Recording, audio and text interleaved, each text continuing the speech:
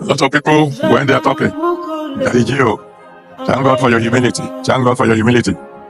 I learned my lesson the hard way. You don't know who is sitting before you.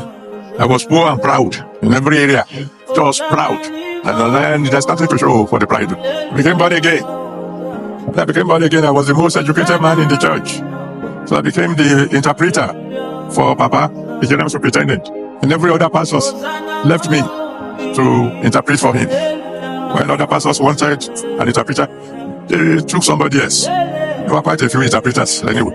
Then one day, one pastor just came to me and said, "Brother, you'll be interpreting for me today." Me?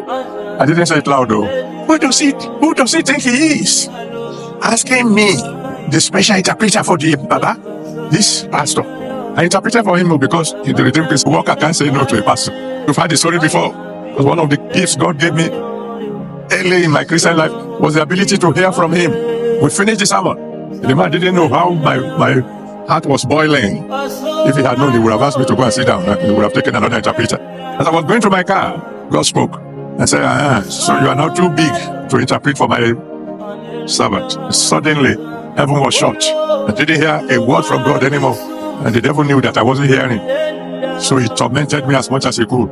I prayed that God will not resist you. I wept, I prayed, I fasted, I did it. And God didn't talk. Heaven was silent. God will not be silent to you. It got so bad that one day I prayed. I said, "God, forgive me this once. And if I'm going to offend you again tomorrow, please kill me today." Then he knew he got me. And he started speaking again. And by the grace of God, he has been speaking ever since. Pride nearly destroyed me.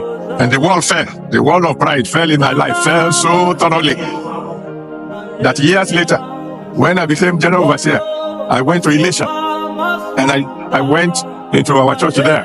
And there was a deacon that was about to lead the Bible study that night. They didn't know I was coming. I just came in and they took me to the altar. I sat down there. And he was already at the altar to teach. As soon as he saw me, he said, "Thank God you have come." And I said, "No, I'm not here to teach."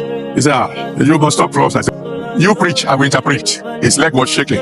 I told him, "Don't worry, preach, I will interpret." After some time, of course, he forgot who was the interpreter. And the Holy Spirit grabbed him.